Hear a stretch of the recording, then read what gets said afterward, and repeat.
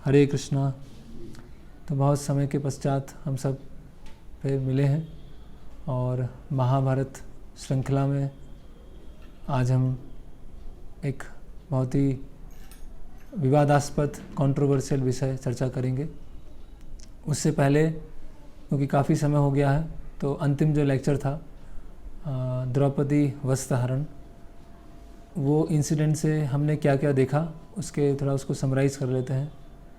तो पहले हमने देखा कि अगर हमारे जीवन में कुछ ऐसी घटना घटती है, कुछ बहुत बड़ी घटना है, बहुत बड़ा दुख है, तो उस समय हमें ये विचार करना चाहिए कि अब मैं क्या करूं, है ना। दूसरों को दोष देने के बजाय पहले ये विचार आए कि इस परिस्थिति में मुझे क्या करना चाहिए, है ना। क्योंकि हम दूसरों को दोष देते रहेंगे तो समय निकलता जाएगा और उसका कुछ सॉल्यूशन आना होगा, वो रह जाएगा, है ना। और हम देखते हैं कि जो द्रौपदी जब वहाँ पर उनको सभा गृह में लाया जाता है तो उस समय वो व्यक्तिगत रूप से अपमान है, वो तो है ही, लेकिन कुरुवंश का अपमान ना हो उसके कारण वो उस घटना को टालने का प्रयास करती है ना। और किस तरह से युधिष्ठिर महाराज का बचाव करती हैं, है ना, कि युधिष्ठिर महाराज की कोई गलती नहीं है इसमें, कुरु वृद्धों की गलती है ना। और उसके पश्चात पूरा ये जो इंसिडेंट है, पूरी घटना है, इस चीज़ को दर्शाने के लिए है कि इस संसार में हमारा कोई रक्षक नहीं है, हमारे रक्षक केवल भगवान श्री कृष्ण है। अगर जैसे भगवान श्रीमद् भागवत सुखदेव गोस्वामी भागवत में बताते हैं, देहापत्र कलत्रादिषु आत्मसन्नेषु असत्स्वपि तेषां प्रमत्त निधनम पश्चनपि न पश्यति, है ना। देह, ये शरीर, देहापत्र कलत्रादिषु, ये कुल, ये परिवार, बच्चे, ये धन, आत्मसन्नेषु असत्स्वपि, ये क्या है, असत सैन्य है। कैसी सेना है, असत सेना। जब जैसी ही समस्या आएगी वैसी भाग जाएगी, है ना।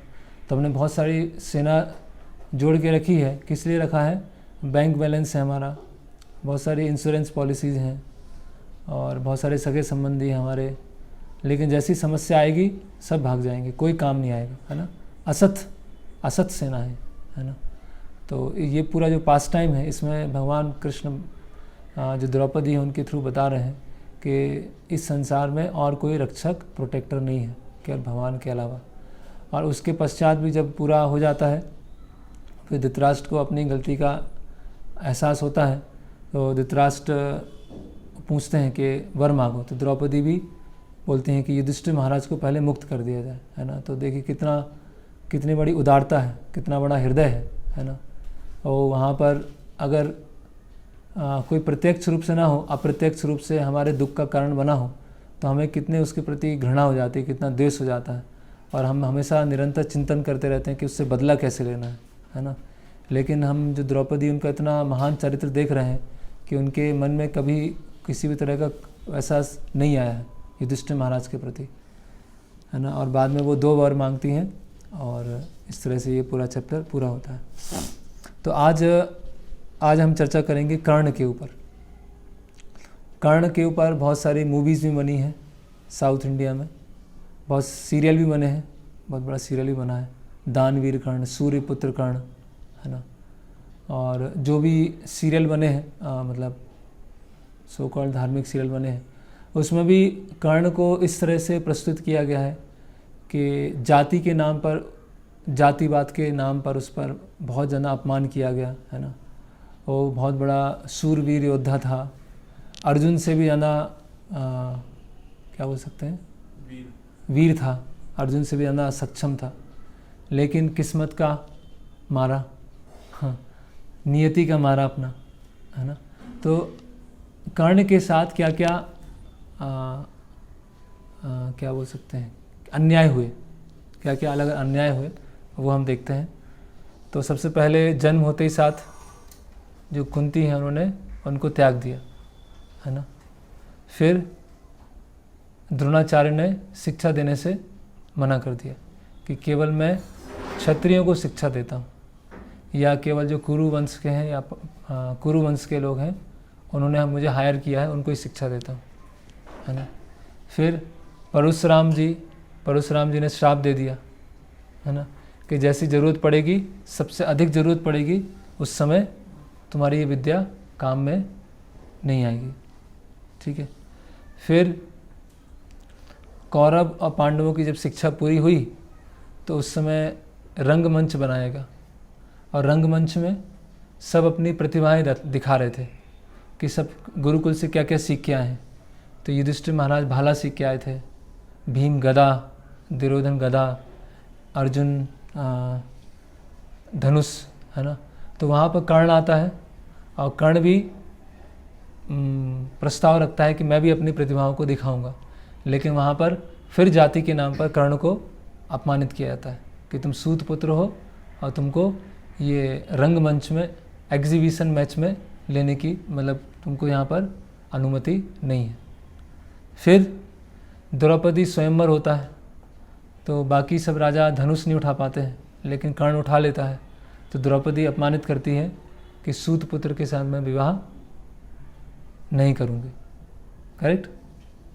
फिर कर्ण जब धनुर्विद्या सीख रहा था तो गलती से एक ब्राह्मण की गाय थी, उसकी हत्या हो जाती है ना। और ब्राह्मण कर्ण से बोलता है कि जैसे तुमने असहाय अवस्था में गाय को मारा है, उसी असहाय अवस्था में तुम्हारी मृत्यु होगी, है ना। और धरती माँ तुम्हारा जो पहिया है वो खींच लेंगी, मतलब तुम धरती से अपना पहिया निकाल नहीं पाओगे। तो ब्राह्मण का श्राप लगा। जबकि कर्ण तो सीख रहा था, गलती हुई, उसने माफ़ी मांगी, फिर भी श्राप मिल गया बेचारे को। फिर भीष्म पितामह ने अपमान किया। कैसे अपमान किया कर्ण का? जब युद्ध चालू होने वाला था कौरव और पांडवों के बीच में, तो सेनापति कौन बनेगा, है ना। तो दुर्योधन की क्या इच्छा थी, सेनापति कौन बने, कर्ण बने, है ना। लेकिन सब जानते थे कि भीष्म पितामह क्या है, ज़्यादा शक्तिशाली है ना। और भीष्म पितामह की शर्त क्या थी कि कर्ण अगर कौरवों की सेना में होगा तो मैं सेनापति नहीं बनूंगा, अगर मैं सेनापति बना तो कर्ण युद्ध नहीं करेगा। तो भीष्म पितामह ने अपमान किया, है ना, कि सूत ये युद्ध नहीं लड़ सकता, ठीक है। ऐसे भीष्म पितामह ने अपमान किया। फिर इंद्र ने छल करके कवच कुंडल ले लिए दान में, उसका कवच था, इसलिए दानवीर कर्ण, है ना। और उसके कवच कुंडल क्या थे, उसके शरीर के भाग थे। तो कवच निकाला, कुंडल निकाला, मतलब शरीर का ही भाग दे दिया। कितना बड़ा दानी था, कितना बड़ा उपकारी था वो। और छल से, और कर्ण को पता भी था कि ये इंद्र है और छल से मेरा कवच कुंडल लेने आए, तो भी कर्ण ने दे दिया। कितना महान कर्ण है ना। फिर कुंती महारानी ने वचन दिलवा दिया कर्ण से कि मेरे पुत्रों को मारना मत, है ना, ट्रिक।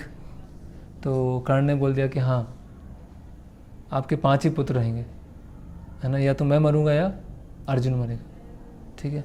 और लास्ट है, कर्ण को कैसे मारा गया, निहत्था। जबकि युद्ध के नियम क्या थे, एक रथी रथी से लड़ेगा, एक पैदल पैदल से लड़ेगा, एक महारथी महारथी से लड़ेगा। एक रथ पे चढ़ा है और कोई एक भूमि पर है तो वो आपस में लड़ नहीं सकते।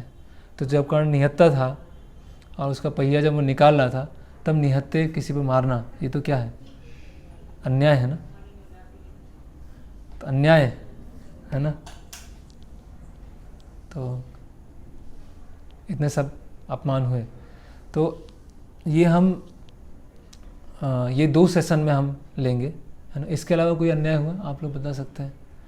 आप लोग जो सुन रहे हैं जूम पर, वो कुछ और कोई अन्याय है तो वो टाइप कर सकते हैं।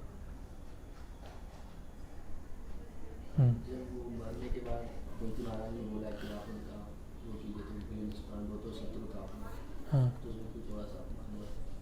नहीं शत्रु नहीं, वो तो युधिष्ठिर महाराज तो चेंज हो गए थे।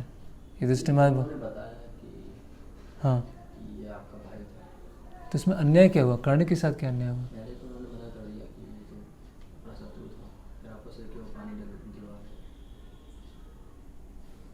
तो इसमें कर्ण के साथ क्या अन्याय है?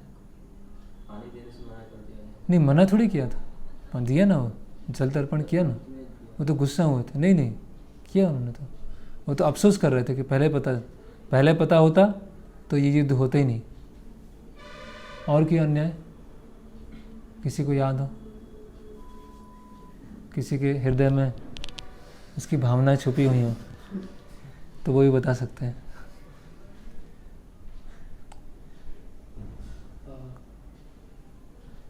कर्ण ने अपना जो गुरु से दीक्षा लेने के बाद में उनका वो मांग लिया। नहीं, वो तो एकलव्य था। ठीक है, तो अभी जो कर्ण के बारे में हमने जो भी सुना, अन्याय सुने हैं, तो आज का जो हमारा सेशन होगा महाभारत में कर्ण के बारे में क्या बताएं, क्या क्या श्लोक है। और कल या अगले शुक्रवार को हमारा सेशन होगा स्पेसिफिक इंसिडेंट कि दान जब दिया कर्ण ने तो क्या सोच के दिया, या परशुराम उन्होंने श्राप दिया तो क्यों श्राप दिया, है ना। तो हम विशेष इंसिडेंट देखेंगे। आज हम देखेंगे कि व्यास देव जी जो हैं, जिन्होंने ओरिजिनल महाभारत जो लिखी है, जो हम टीवी में देखते हैं या अलग अलग ऐसे लोग कहानियाँ देखते हैं, तो वो पूरी फैब्रिकेटेड होती हैं, बनाई जाती हैं, है ना। बहुत सारा उसमें स्पेकुलेशन होता है ना, लोगों की भावना से खिलवाड़ करने के लिए, है ना। तो अभी इसमें हम एक एक करके इंसिडेंट देखते हैं कि कर्ण का क्या चरित्र है। तो महाभारत में जैसे मैंने बताया था कि अलग अलग पर्व हैं, तो ये सबसे पहले आदि पर्व। आदि पर्व में पहला अध्याय 110वां श्लोक क्या बोलते हैं व्यासदेव जी कि अधर्म का वृक्ष है। वो अधर्म का वृक्ष क्या है? दुर्योधन। उसका जो तना है वो क्या है? कर्ण। उसकी शाखाएं हैं वो है शकुनी। उसके फल हैं वो है दुशासन, और उसकी जड़ है वो है धृतराष्ट्र। तो व्यासदेव जी पहले अध्याय के 110वें श्लोक में अधर्म का वृक्ष बता रहे हैं। और अधर्म के वृक्ष का तना कौन है? कर्ण। ठीक है। फिर 176वां श्लोक, पहला अध्याय 176वां श्लोक। तो अभी ये जो हमने अन्याय देखे उसको हम व्यासदेव जी जो बता रहे हैं उनकी दृष्टिकोण में देखेंगे। तो धृतराष्ट्र जो हैं संजय से बोल रहे हैं, क्या बोल रहे हैं? हे संजय, जब मैंने सुना कि कर्ण और दुर्योधन भगवान कृष्ण को पकड़ना चाहते हैं और बंदी बनाना चाहते हैं, उस समय मैंने सोच लिया कि मेरे पुत्रों की विजय असंभव है। कि भगवान जब शांति दूत के रूप में आते हैं और दुर्योधन प्लानिंग करता है कि भगवान को हम बंदी बना लेंगे, तो ये किसकी प्लानिंग थी? कर्ण और दुर्योधन। ठीक है। फिर आगे देखते हैं।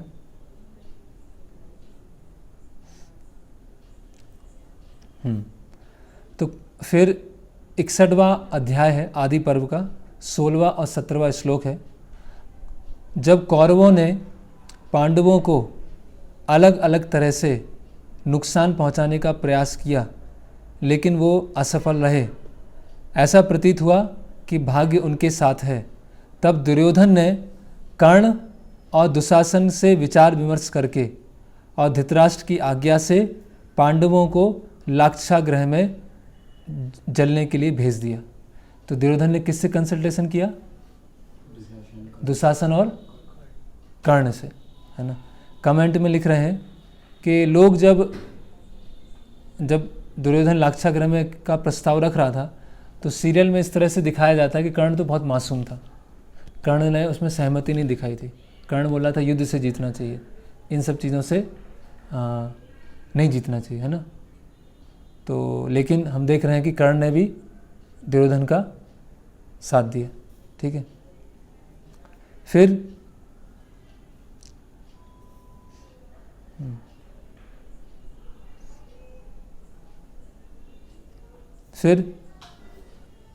110वां अध्याय 8वां श्लोक, इसमें बताते हैं, ये श्लोक बता रहे हैं कुंती महारानी को क्या डर था।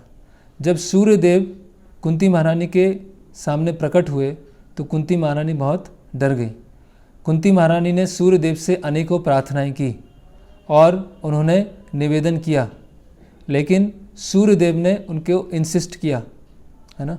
तो यद्यपि कुंती महारानी की गलती थी, वो बहुत डरी थी और बहुत युवा थी, और उन्होंने कर्ण को गंगा नदी में बहा दिया जिससे कोई दूसरा उनका केयर करे।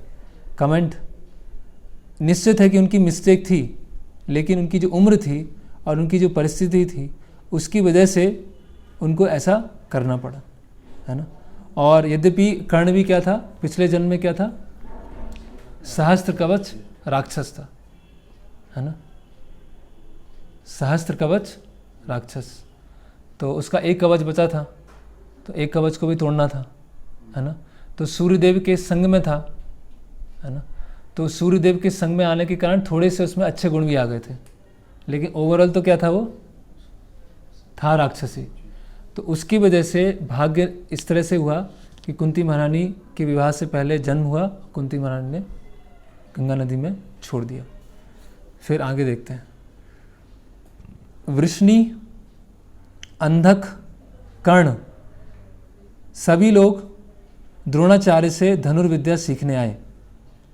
कर्ण पांडवों से हमेशा क्रोधित रहता था और दुर्योधन की सहायता से उनका अपमान करता था। तो ये कहाँ का वृत्तांत है, गुरुकुल का। तो द्रोणाचार्य के पास में कौन कौन सीखने आए, वृष्णि वंश वाले सीखने आए, अंधक वंश सीखने आए और कर्ण भी सीखने आए, है ना। और कर्ण क्या है, हमेशा पांडवों से दुश्मनी रखता था, और खासकर किससे, अर्जुन से, है ना। तो जो दिखाते हैं कि कर्ण को द्रोणाचार्य ने शिक्षा नहीं दी, वो क्या है, गलत है, ठीक है। फिर हम देखते हैं।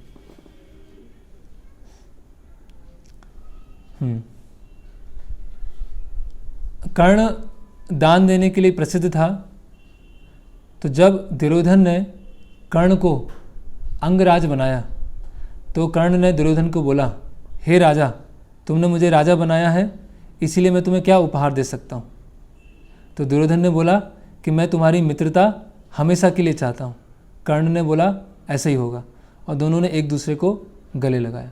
तो ये कब होता है इंसिडेंट, जब रंगमंच में पांडवों और कौरवों को बुलाते हैं अपनी प्रतिभाओं को दिखाने के लिए। तो कर्ण वहाँ पर आता है और कर्ण को भाग लेने नहीं दिया जाता है। तो वहाँ पर दुर्योधन को तो पांडवों से द्वेष था, तो दुर्योधन को दो लोगों से ज़्यादा द्वेष था, भीम से और अर्जुन से। तो भीम के लिए तो वो समझता था मैं भारी पड़ूंगा, लेकिन अर्जुन के लिए कोई नहीं मिल रहा था। तो उस समय कर्ण आया और दुर्योधन ने कर्ण को खरीद लिया और कर्ण ने दुर्योधन को खरीद लिया। ये कोई मित्रता नहीं थी, ये क्या थी, खरीद लिया। उसने अंगराज बना दिया, है ना, राजा बना दिया। हम देखेंगे कर्ण का जो चरित्र है वो बहुत प्रेस्टीज कॉन्शियस है। वो क्या है, बहुत ज़्यादा प्रेस्टीज चाहिए उसको, अपनी एक आइडेंटिटी चाहिए, मेरी एक पहचान होना चाहिए, है ना। तो दोनों ने एक दूसरे को खरीद लिया, है ना। कर्ण राजा बन गया और दुर्योधन ने को उसने वचन दिया कि मैं तुम्हारा हमेशा मित्र रहूँगा, है ना। तो ये बहुत विचित्र है कि दुर्योधन उस समय स्वयं राजा नहीं था और उसने सारे नियमों को तोड़कर कर्ण को राजा बना दिया, है ना। और उस समय बाकी लोगों ने कुछ नहीं बोला, क्योंकि लोग सब सोच रहे थे कि दुर्योधन क्या है, समय के साथ ठीक हो जाएगा, लेकिन ऐसा हुआ नहीं, ठीक है। फिर आगे, कर्ण धनुर्विद्या सीखने में बहुत निपुण था और दुर्योधन का बहुत ही करीबी था। उसको देखकर युधिष्ठिर महाराज कन्विंस हुए कि कर्ण में धनुर्विद्या की बहुत अच्छी दक्षता है ना। तो कमेंट है यहाँ पर कि कर्ण में क्षमता बहुत अच्छी थी, धनुर्विद्या अच्छा सीखता था, लेकिन समस्या क्या थी उसकी, मित्र कौन था, दुर्योधन, है ना। और युधिष्ठिर महाराज ने भी प्रशंसा किया कि ये बहुत अच्छा वो है, धनुधर है, ठीक है। फिर आगे देखते हैं। कर्ण, युयुत्सु, दुशासन, विकर्ण, जलसंग, सुलोचन द्रुपद के पास, द्रुपद को अटैक करने आए। तो ये घटना कब आती है, जब गुरु दक्षिणा मांगते हैं। तो द्रोणाचार्य गुरु दक्षिणा मांगते हैं। तो द्रोणाचार्य गुरु दक्षिणा में क्या बोलते हैं कि द्रुपद को पकड़ के लेके आओ। तो पहले किसको भेजते हैं, दुर्योधन और कंपनी, तो उसमें कर्ण भी जाता है, ठीक है, युत्सु भी जाता है, विकर्ण भी जाते हैं, और क्या होता है, पिट के वापस आ जाते हैं सब, है ना, ठीक है। तो हम देख सकते हैं कि जो कर्ण है दुर्योधन की टीम में है, ठीक है। फिर आगे क्या होता है, जब द्रुपद के तीर कर्ण को लगते हैं तो उसे बहुत ज़्यादा दर्द होता है और वो भयभीत हो जाता है और रथ से भाग जाता है और युद्ध क्षेत्र को भी छोड़ के चला जाता है, ठीक है। तो कर्ण का जीवन का पहला युद्ध था ये, रियल युद्ध, किसके साथ, द्रुपद के साथ। और पहले युद्ध में क्या हुआ, भाग गया। हारना तो फिर भी थोड़ा अच्छी चीज़ है, भागना तो कायरता है, ठीक है। और बाद में किसको भेजा गया द्रुपद को लाने के लिए, पांडवों को, और कौन लेके आए, अर्जुन। तो अर्जुन 1 कर्ण 0, है ना, गिनते जाना आप, मैच हो रहा है अभी अर्जुन और कर्ण के बीच में, ठीक है। तो द्रुपद को कौन पकड़ के लेके आए, अर्जुन, और कर्ण क्या है, भाग गया। और यहाँ बता रहे हैं कि कर्ण का ये स्वभाव था, जब भी वो लड़ता था ऐसा आएगा, जब भी लड़ता था लग रहा है हारने वाला है, भाग जाता था तो ऐसा कहना कि वीर है, नो डाउट वीर है, लेकिन अर्जुन से भी भारी था, वो गलत है। फिर आगे बढ़ते हैं, 184वां श्लोक, अध्याय 36 और 37वां श्लोक, धृष्टद्युम्न। अभी ये कब का बात है, द्रौपदी स्वयंवर, ठीक है। तो धृष्टद्युम्न बोल रहे हैं, मैं जो बोल रहा हूँ सत्य बोल रहा हूँ, जो भी यहाँ पर राजकुमार अच्छे कुल से है, सुंदर है, शक्तिशाली है, वो ये कठिन कार्य करेगा, है ना। और उसके पश्चात धृष्टद्युम्न ने अलग अलग राजाओं के नाम लेना चालू कर दिया, ठीक है। तो अलग अलग राजाओं के नाम लिए कि ये यहाँ से आए हैं, ये यहाँ से आए हैं, ये यहाँ से आए हैं, सबके नाम लिए, ठीक है। तो धृष्टद्युम्न ने अनाउंस किया कि द्रौपदी स्वयंवर में ये राजा आए हैं, और धृष्टद्युम्न ने क्वालिफिकेशन भी बताई, लेकिन धृष्टद्युम्न ने जानबूझ के कर्ण का नाम नहीं लिया, जबकि कर्ण वहाँ उपस्थित था, क्योंकि सब क्या चाहते थे, किससे विवाह हो, अर्जुन से विवाह। धृष्टद्युम्न भी चाहता था और द्रुपद भी चाहते थे, ठीक है। तो ये एक पारंपरिक विधि है जिसमें स्वयंवर में जो कन्या है, राजकुमारी है, स्वयंवर, स्वयंवर मतलब क्या होता है, स्वयंवर, स्वयंवर मतलब स्वयंवर स्वयंवर चुनना, है ना। तो ये धृष्टद्युम्न क्लियरली वहाँ बोल रहे हैं कि ये राजा हैं, ये इसमें भाग लेंगे और ये क्वालिटीज होना चाहिए, और कर्ण का नाम वहाँ से उन्होंने हटा दिया, ठीक है। फिर इसके पश्चात जो सारे राजा थे वहाँ पर हार गए, तो कर्ण आया, आगे बढ़ा और धनुष उठाया और वो प्रत्यंचा चढ़ाई और बाण रखा, और बाण जैसे चलाने वाला था वैसे द्रौपदी ने क्या बोला कि मैं सूत पुत्र के साथ विवाह नहीं करूँगी, है ना। तो ये तो अपमान हो गया, है ना। तो इसमें क्लियर है कि ये स्वयंवर है, इसीलिए जो राजकुमारी हैं स्वयं निर्धारित कर सकती हैं कौन जीतने आएगा, कौन जीतने नहीं आएगा। और जब सब लोग हार गए हैं और किसी ने अपनी प्रतिभा दिखाई, जैसे अर्जुन जो ब्राह्मण के वेश में आए थे, है ना, तो ब्राह्मण तो एक तरह से क्या है, क्षत्रिय से भी ऊपर है ना। तो द्रौपदी ने सूत पुत्र कह के नकार दिया, ठीक है। अभी महाभारत के 2 वर्जन हैं, जिसको बोलते हैं नॉर्थ इंडियन वर्जन और साउथ इंडियन वर्जन, है ना। तो साउथ इंडियन वर्जन है, उसमें बताया गया है कि साउथ इंडियन वर्जन में बताया गया है कि कर्ण को अवसर दिया गया था और कर्ण ने निशाना लगाया और निशाना चूक गया, है ना। और नॉर्थ इंडियन में बताया गया है कि द्रौपदी ने सूत पुत्र कहा था, ठीक है। अभी दोनों वर्जन हम देखते हैं। साउथ इंडियन में कि निशाना चूक गया और अर्जुन ने निशाना लगा लिया तो 2 0, ठीक है। और दूसरा है द्रौपदी ने सूतपुत्र बोला, उसके बाद भी अवसर मिला कर्ण को, ऐसा आता है नॉर्थ इंडियन वर्जन में। और क्योंकि वो डिस्टर्ब हो गया सूतपुत्र बोलने से तो उसका निशाना चूक गया।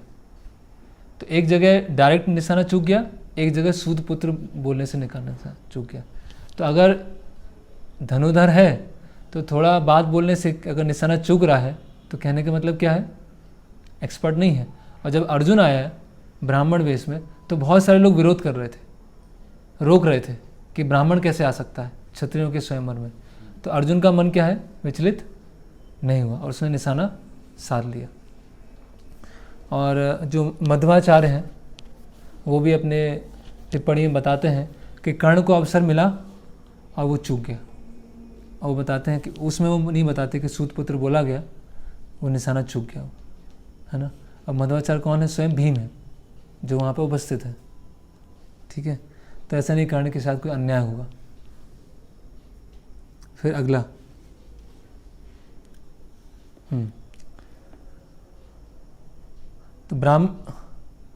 तो O Brahmana Karna Shalya other great archers and world renowned warriors. Okay, ठीक है, ये तो हो गया। रुक्म सुनीत कर्ण दुर्योधन शाल्य, अन्य लोग प्रत्यंचा चढ़ा नहीं पाए, है ना। और अर्जुन ने कुछ ही क्षणों में प्रत्यंचा चढ़ा दी और उसके पश्चात उन्होंने बहुत ही आसानी से वो जो क्या बोलते हैं, जो मछली की आँख को भेद दिया, है ना। तो यहाँ फिर कमेंट में बता रहे हैं कि कर्ण का एक स्वभाव क्या है, जब युद्ध में भाग जाना, हम और जगह भी देखेंगे।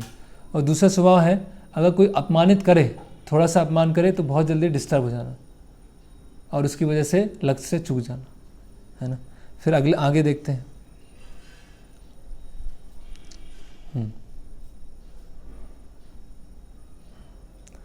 तो विवाह पूरा हो गया, है ना। फिर व्यासदेव जी बता रहे हैं कि धृतराष्ट्र के पुत्र दुर्योधन को कर्ण और शकुनी ने अपनी अपनी क्या बोलते हैं योजनाओं से बिगाड़ दिया था, कर्ण और शकुनी ने, है ना। फिर अभी आता है जब द्रौपदी विवाह हो जाता है पांचों पांडव का और पांचों पांडव लौट रहे होते हैं और खुलासा हो जाता है कि पांडव जीवित हैं, तो बात आती है कि राज्य दे दिया जाए। तो भीष्म पितामह और विदुर बोलते हैं धृतराष्ट्र को कि राज्य दे देना चाहिए क्योंकि युधिष्ठिर बड़े हैं, है ना। तो कर्ण क्या बोलता है ये सुनते हैं। कर्ण बोलता है, महाराज धृतराष्ट्र, भीष्म और द्रोण आपसे बहुत सारी संपत्ति ग्रहण कर रहे हैं, वो आपके शुभ चिंतक के रूप में दिखाई देते हैं लेकिन आपको सही सलाह नहीं देते, इसमें कोई आश्चर्य की बात नहीं है। जो अपने हृदय में कुछ छुपा के रखता है और गलत एडवाइस देता है उस पर कभी विश्वास नहीं करना चाहिए। धृतराष्ट्र, आप परिपक्व हैं, इस पर विचार कीजिए। आपके मंत्रियों के विचार आपके खिलाफ हैं और उनके इंटेंशन सही नहीं है ना। तो भीष्म पितामह और द्रोणाचार्य ने क्या बोला, राज्य दे देना चाहिए। और कर्ण क्या बोल रहा है, ये भीष्म पितामह और इनकी द्रोणाचार्य की मत सुनो। देख रहे हैं बार बार रिपीटिशन हो रहा है कर्ण के चरित्र का, है ना। तो भीष्म पितामह ने प्रस्ताव रखा था कि आधा राज्य पांडवों को दे देना चाहिए और द्रोणाचार्य ने भी इसका अप्रूव किया, है ना। और भीष्म पितामह और द्रोणाचार्य की सलाह को विरोध में जाकर कर्ण ने इस तरह से प्रश्न किए, ठीक है। फिर आगे बढ़ते हैं। 209वां अध्याय। विदुर ने कहा, दुर्योधन, कर्ण और शकुनी, इनकी बुद्धि मारी गई है और ये मूर्ख हैं, ये कोई बात को सुनते नहीं हैं। किन किन की बुद्धि मारी गई है, कर्ण और शकुनी। कौन बोल रहे हैं, विदुर, ठीक है। तो ये आदि पर्व में कर्ण का बखान किया गया। अभी और बखान सुनते हैं। सभा पर्व, तो जब युधिष्ठिर महाराज जुए में सब कुछ हार जाते हैं तब क्या होता है? दुशासन और कर्ण बहुत प्रसन्न थे, लेकिन सभा के अन्य लोग विलाप कर रहे थे। कौन कौन खुश थे? दुशासन और कर्ण। ठीक है, तो ये घटना है, कमेंट है, ये घटना है द्रुत क्रीड़ा की, जब युधिष्ठिर महाराज ने सब कुछ हार गए, द्रौपदी उनको भी हार गए, है ना। जब ये सब देखा तो सभी लोग उस समय बहुत चिंतित थे, दो लोगों को छोड़कर, दुशासन और कर्ण को। ठीक है, आगे बढ़ते हैं। कर्ण बहुत प्रसन्न था और धीरे धीरे हंस रहा था और दुशासन को बधाई दे रहा था, शकुनी की बड़ाई कर रहा था, है ना। उस समय सभा में कर्ण, शकुनी और दुर्योधन को छोड़कर सभी लोग बहुत प्रसन्न हो रहे थे जब द्रौपदी की इस दशा को देखकर। द्रौपदी उनकी उस दशा को देखकर कर्ण, दुर्योधन और शकुनी सब प्रसन्न हो रहे थे और दुशासन की बड़ाई कर रहे थे। ठीक है। कमेंट, द्रौपदी जब उनको सभागृह में लाया गया तो कर्ण भी उतना ही ज़्यादा उस पूरे गैम्बलिंग मैच में इन्वॉल्व था, है ना।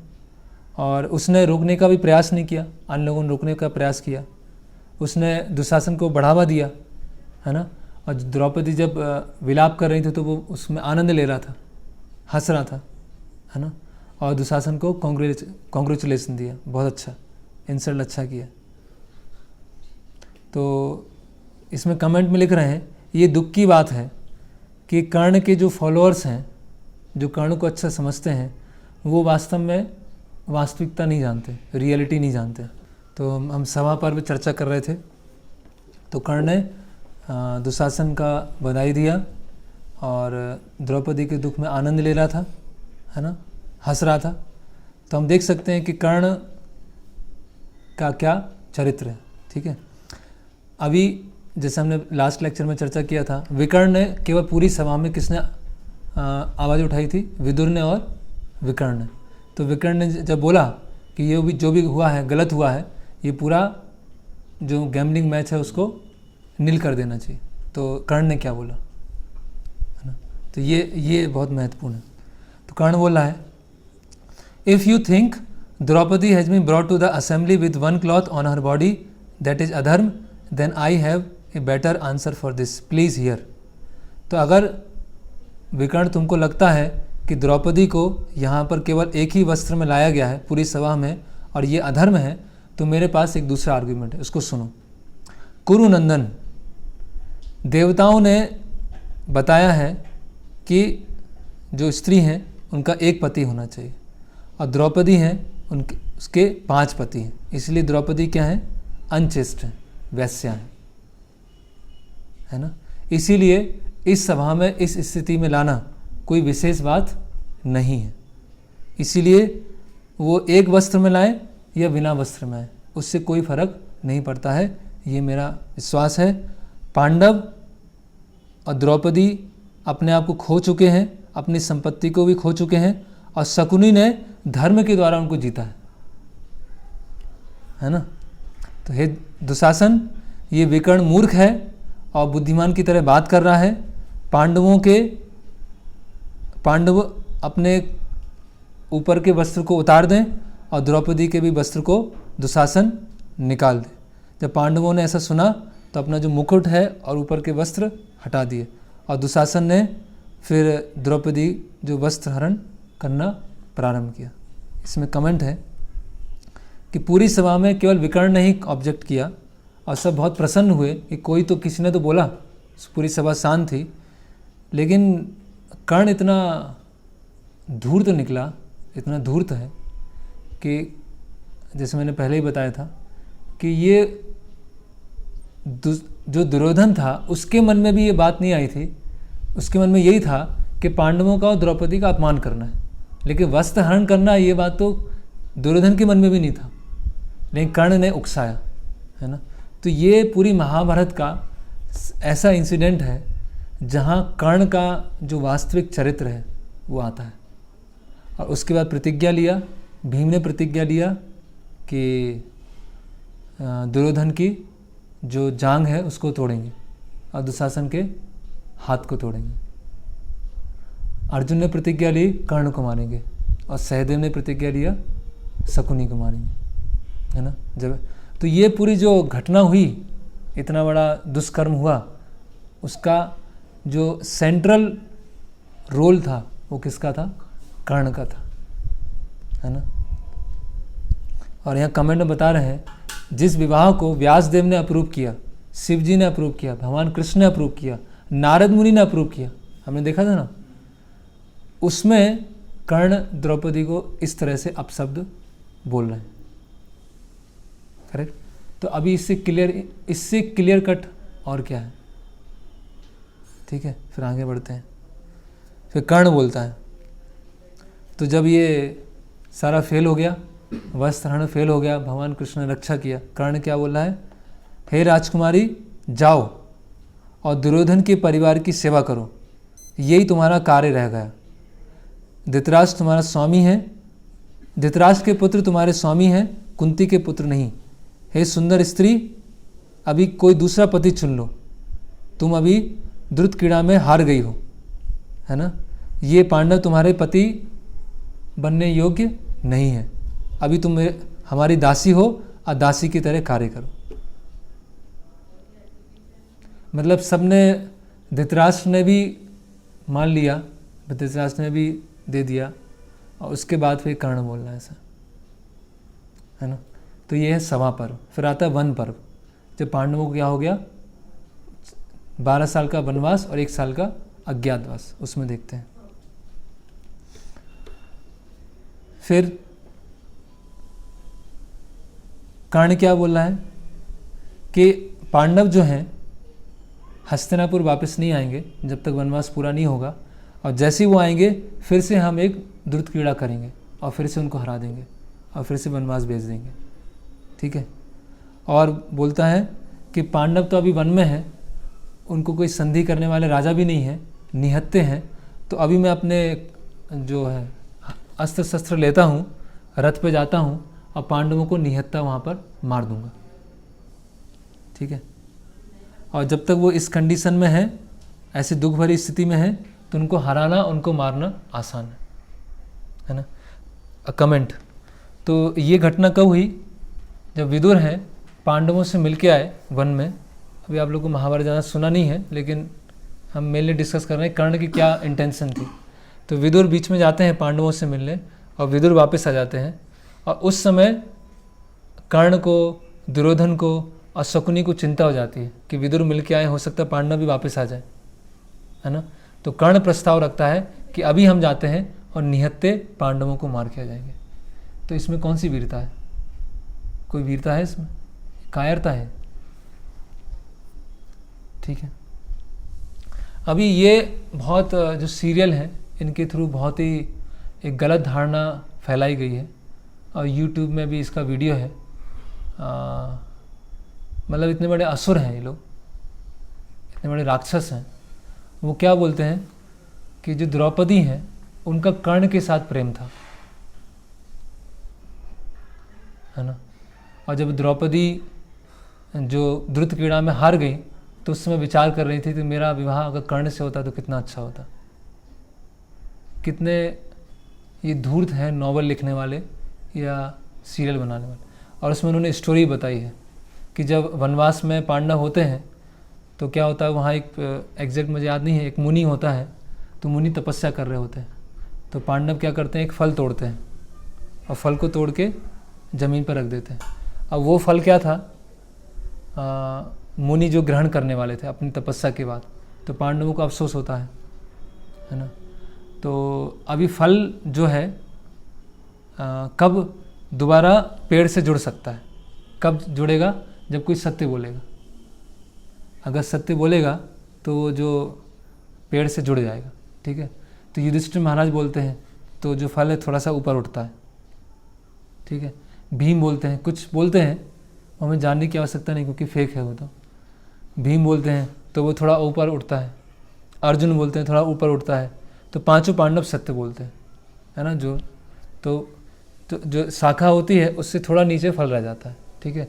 अभी द्रौपदी की बारी आती है, तो द्रौपदी जो उस स्टोरी में बताया गया हिचकिचाती हैं, तो बोलते हैं क्या है सत्य, तो बोलते हैं द्रौपदी कि मैं मन ही मन कर्ण से प्रेम करती हूँ, और जो फल होता है वो पेड़ में जाके लग जाता है। ये स्टोरी है, यूट्यूब पर है, सोचिए आप, ऐसे लोग हैं। इनको तो क्या गोली से उड़ा देना चाहिए इनका, या उनके स्टूडियो में बम लगा के यही करना चाहिए इनको। तो ऐसा दिखाते हैं वो, पूरा बनावटी है ना। अभी तक हमने पढ़ा, आदि पर पढ़ा, सवा पर पढ़ा, उसमें कर्ण का चरित्र देखा। अश्लील थंबनेल भी लगा देते हैं। हाँ, अश्लील ऐसे थंबनेल ही बना देते हैं। फिर द्रौपदी क्या बोल रही हैं, पांडवों को द्रौपदी उकसा रही हैं कि आप लोगों ने उस पापी और धूर्त के विरुद्ध अभी तक कोई एक्शन नहीं लिया है ना, और आपको बिल्कुल भी दर्द महसूस नहीं होता है। वो पूरी घटना में जो वस्त्रहरण हुआ, उस समय कर्ण मेरी तरफ देख देख के हंस रहा था, और वो मुझे अभी मेरे हृदय में बहुत उससे पीड़ा हो रही है। द्रौपदी पांडवों को बोलती है वनवास के समय। फिर धृतराष्ट्र किसको बोल रहे हैं, संजय को। क्या बोल रहे हैं, संजय, कर्ण ने जो कड़वे शब्द बोले, कठोर शब्द बोले द्रौपदी को, और जिसके कारण पांडवों से हमारी क्या बोलते दुश्मनी बढ़ गई, और उसके कारण द्रौपदी को सभा में लाया गया। दुर्योधन जो है अपने मूर्ख मंत्री कर्ण और शकुनी से घिरा हुआ है, और उसके कारण पांडवों का क्रोध बढ़ता जा रहा है। कमेंट। धृतराष्ट्र को भी क्लियर है कि जो कर्ण है के कारण ये द्रौपदी वस्त्रहरण हुआ। धृतराष्ट्र को भी क्लियर है कि दुर्योधन के मूर्ख मंत्री कौन है, कर्ण और शकुनी।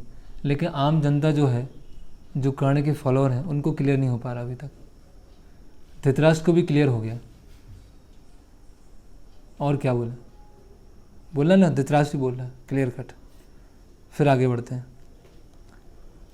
शकुनी और कर्ण दुर्योधन को बोला। ऐसे बहुत सारे कोट्स हैं, आज हम जितने हो जाए उतने लेंगे, और फिर इसका PDF भी भेज सकता हूँ मैं।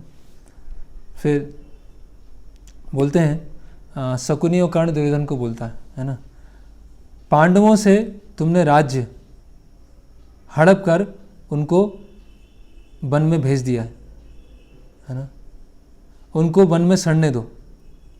अपने शत्रुओं का दुख देखकर जो आनंद आता है वो किसी में आनंद नहीं है। इतना आनंद तो खुद की संपत्ति में, खुद की जो बच्चे हैं, पत्नी है, राज्य है, उसमें नहीं आता है, जितना आनंद जो दुश्मन होते हैं उनके कष्ट को देखकर आता है ना। और जब मैं देखूंगा कि अर्जुन ने वनवास के वृक्ष पहने हैं, है ना, छाल लगाई है, तो उससे मेरा जो आनंद है कई गुना बढ़ जाएगा। ये कौन बोला है, कर्ण और शकुनी दुर्योधन को बोल रहे हैं, है ना। फिर कर्ण ने बोला, अभी घटना कहाँ की है कि पांडवों को निहत्था मारते हैं, है ना। तो निहत्था मारने के लिए किससे आज्ञा लेनी पड़ेगी, धृतराष्ट्र से। तो धृतराष्ट्र तो आज्ञा नहीं देंगे। धृतराष्ट्र कैसा करेक्टर है, पहले ही बताया था। सही पता है, गलत ही पता है, लेकिन करेगा गलत ही, है ना। तो धृतराष्ट्र आज्ञा नहीं देंगे, है ना। तो कर्ण ने क्या सुझाव किया कि दुर्योधन अपने पिता के पास जाओ और बोलो द्वैतवन नामक जगह है, वहाँ पर हमारी बहुत सारी गायें हैं, तो वो गायें क्या है, उनकी चोरी हो गई, तो उनको बचाने के लिए हम द्वैतवन में जाएंगे, और उसी के पास पांडव रुके हुए, और उनको निहत्था वहीं मार देंगे। ठीक है। तो ये फिर क्या हुआ, जब वो पहुंच गए, दुर्योधन, दुशासन और कर्ण वहाँ से पहुंच गए पांडवों को मारने के लिए, तो वहाँ पर क्या आते हैं, गंधर्व आते हैं। गंधर्वों से युद्ध होता है, एकदम घमासान युद्ध, और कर्ण क्या होता है, घायल होने वाला होता है, और जैसे ही घायल होता है तो क्या होता है, भाग जाता है। ठीक है। फिर दुर्योधन को बंदी बना लेते हैं। तो दुर्योधन का दूत आता है, पांडवों के पास जाता है, बोलता है कि दुर्योधन को बंदी बना दिया है। तो युधिष्ठिर महाराज बोलते हैं अर्जुन को, भीम को कि छुड़ा के लेके आओ।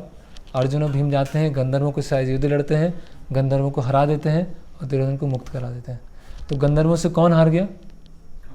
कर्ण। और गंधर्वों को किसने हरा दिया? अर्जुन। तो कितना हो गया? 3-0। ठीक है। तो फिर कमेंट है इसमें, कर्ण का ये टिपिकल चरित्र था, जैसे ही हारने वाला था वैसे ही भाग जाता। ठीक है। फिर घटना आती है, दुर्वासा मुनि आते हैं दुर्योधन के यहाँ। तो दुर्योधन बहुत आओ भगत करता है, बहुत खिलाता है। जो दुर्वासा मुनि और उनके शिष्यों का पूरा पेट भर जाता है। तो दुर्वासा मुनि बोलते हैं क्या वर मांगो? तो कर्ण सुझाव देता है दुर्योधन को। क्या सुझाव देता है? प्रिय दुर्योधन, हमारा कार्य सफल हुआ, अभी हमारे शत्रु बहुत दुखी हैं, और जब दुर्वासा मुनि वहाँ पर जाएंगे, जब द्रौपदी ने अपने पात्र से अन्न खा लिया होगा, तो वो बहुत अपने आप को दुर्वासा मुनि के क्रोध से बचा नहीं पाएंगे। तो ये जो सलाह दी थी, किसने दी थी? कर्ण ने, कि दुर्वासा मुनि को कब भेजो? जब द्रौपदी ने अपने अक्षय पात्र से खा लिया। वो अक्षय पात्र कब काम आएगा? अगले दिन, है ना। तो आप देख रहे हैं,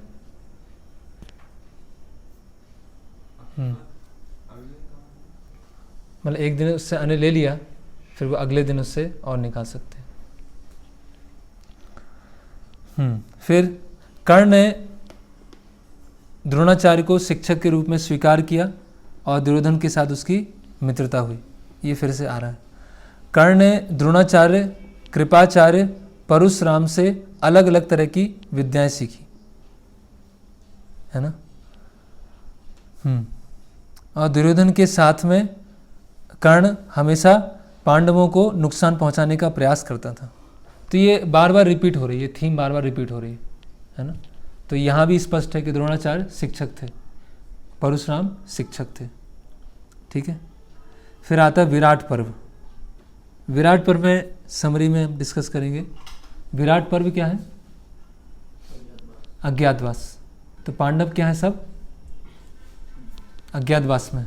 तो उसमें क्या होता है, जो कौरव होते हैं, कौरवों को पता चल जाता है कि यहाँ पांडव छुपे हुए हैं, तो युद्ध लड़ने जाते हैं। ठीक है। युद्ध लड़ने कौन आते हैं सामने से? वहाँ से कौरवों से केवल अर्जुन। और अर्जुन किसको हरा देते हैं? सबको हरा देते हैं। उसमें कौन भी था? कौन था साथ में? कर्ण। कितना हो गया? 4-0। ठीक है, याद रखना आप 4 क्या क्या हुआ। उद्योग पर्व। उद्योग पर्व क्या है? अभी प्रयास किया जा रहा है युद्ध टाल दिया जाए, युद्ध नहीं होना चाहिए कौरव पांडवों के बीच में। अभी कर्ण क्या बोलता है?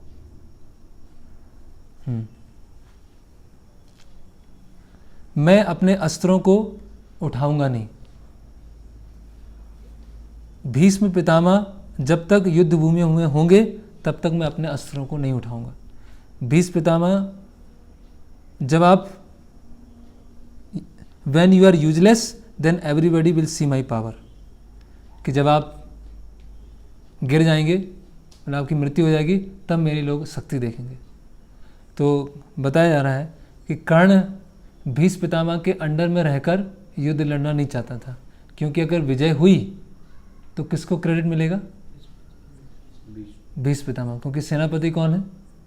भीष्म पितामह। तो कर्ण ने क्या बोला कि जब तक भीष्म हैं मैं उनके अंडर में युद्ध नहीं लड़ूंगा। सीरियल में क्या दिखाते हैं? सीरियल में उल्टा दिखाते हैं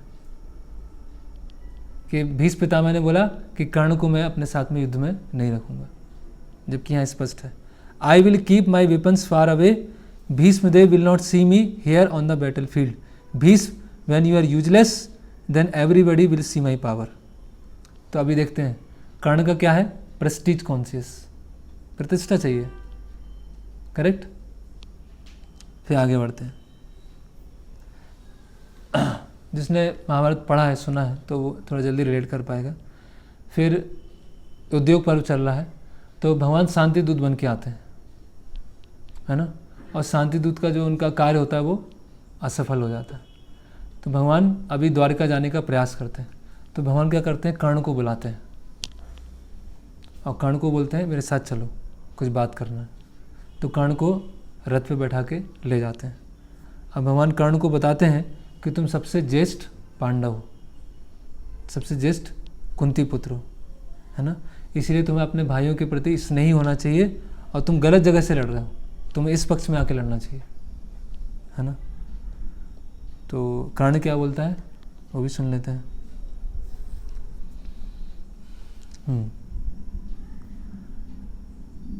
भगवान आप धर्म के अनुसार आप सही बोल रहे हैं, धर्म के अनुसार बोल रहे हैं कि मैं कुंती पुत्र हूँ, मैं जानता हूँ इसको अच्छी तरह से, और मैं जानता हूँ अच्छी तरह से, मतलब कर्ण पहले से जानता था, फिर भी क्या है, दुर्योधन का साथ दे रहा था, है ना।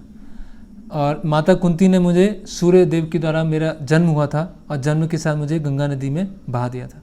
तो कमेंट ये है कि भगवान कृष्ण के बताने से पहले कर्ण को पता था ये, ठीक है। फिर कर्ण भगवान कृष्ण को क्या बोलते हैं कि मैं अर्जुन के द्वारा मरना चाहता हूँ, मैं उस पक्ष में नहीं आऊँगा, क्योंकि मैंने क्या किया है, दुर्योधन का नमक खाया तो अभी गोली भी खाएंगे, ठीक है। तो मित्रता है, राजा बना दिया, तो वो जब भगवान स्वयं धर्म वो बोल रहे हैं कि आप पक्ष चेंज करके आ जाओ, तब कर्ण क्या बोल रहा है, मैं नहीं आऊँगा। तो इसको क्या वीरता बोलेंगे, इसको बुद्धिमानी बोलेंगे, इसको कोई वफादारी नहीं बोलेंगे, है ना। आप किसी भोपाल का कोई गुंडा है, उसके वफादार मित्र हो, और कोई आपको समझाने आया कि देखो उसका साथ छोड़ दो और यहाँ पर अच्छे नागरिक बन जाओ, नहीं, उस गुंडे ने मेरे लिए कितना किया है, जब मैं इतना परेशान था गुंडे ने मुझे रखा, उस गुंडे में मुझे कपड़े दिए, खाने को दिया, अभी गुंडे को कैसे छोड़ दूँ मैं, तो उसको बुद्धिमानी बोलेंगे। जब भगवान कृष्ण स्वयं बोल रहे हैं तो मानना चाहिए ना। फिर कर्ण क्या बोलता है, दुर्योधन ने ब्राह्मण, अपने शिक्षक, सबका अपमान किया है, इसीलिए मुझे पता है उसकी हार होने वाली है ना, फिर भी मैं उसके साथ लड़ूंगा। वफादारी, मतलब कहीं कहीं अच्छा गुण आता है, लेकिन वो किसके कारण है, वो सूर्य देव के संग के कारण, ठीक है। फिर कर्ण ने कुंती महारानी को बोला कि मैं आपको प्रॉमिस देता हूँ, मैं आपको आश्वासन देता हूँ कि मैं आपके 4 पुत्रों को छोड़ दूंगा, उनको कभी नहीं मारूंगा, केवल अर्जुन को मारूंगा। कमेंट, कुंती महारानी ने कभी नहीं बोला था कि मेरे पुत्रों को छोड़ दो। कुंती महारानी इसीलिए आई कि अभी शांति जो दूत का मिशन था वो भी फेल हो गया है, एक अंतिम चांस है, उसको कर लेते हैं कि जो कर्ण है उसको समझाने का प्रयास करते हैं। अगर कर्ण पांडवों के पक्ष में आ गया तो दुर्योधन को जो भरोसा है वो टूट जाएगा और युद्ध रुक जाएगा। तो कुंती महारानी ऐसे नहीं आई थी कि अपने बच्चों की जान बचाना, कुंती महारानी इसलिए आई थी कि सारा युद्ध रुक जाए, ठीक है। तो इसमें और भी बहुत सारी चीज़ें हैं, तो इसको हम यहीं पर पूरा करते हैं।